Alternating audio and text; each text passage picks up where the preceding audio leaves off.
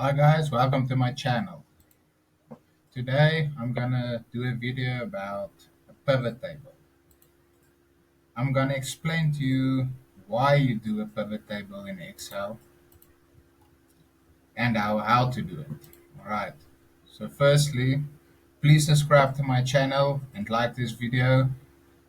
Alright, so firstly, the reason you do a pivot table is because sometimes you have this massive transactions, let's say for instance a petty cash. All right.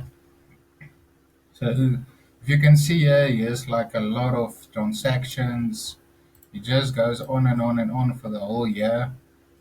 And it's very difficult for you to see how much in total you spent at CTM or Steers or Spar or how much airtime you bought. All right. So this is why you use a pivot table. A pivot table sums up everything. All right. So let's begin. Firstly, you highlight the data you want to put in the pivot table. So I just hold my keyboard shift in and control. I press right and I press one down. So then it's going to highlight all my data. And then you go and say insert and you say pivot table. All right. And you say okay. All right. So firstly, what I forgot to do was you have to put in headings. All right. So this is my date, this is my description, and this is my value.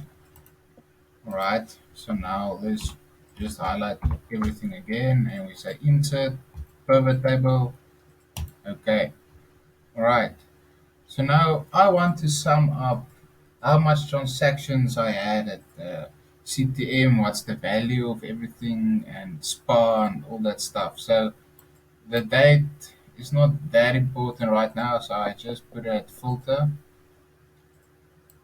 At my rows, I put description, my value, I put the value. Alright, so now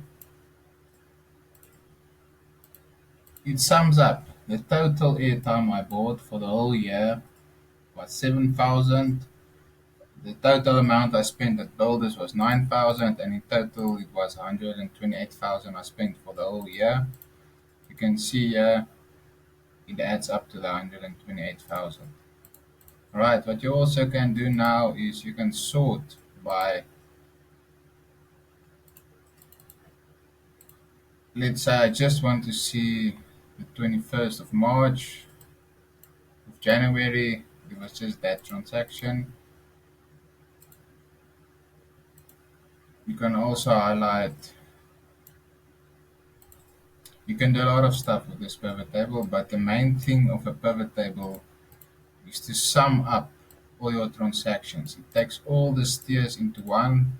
If you want to see what's in the steers, you can double click on it, and now it gives you a nicely summary of each date, what you bought at steers, and you can go back to the pivot table. And now I want to see, let's for instance say macro. You double tap on macro and it tells you exactly what's all the transactions and what date you bought at macro.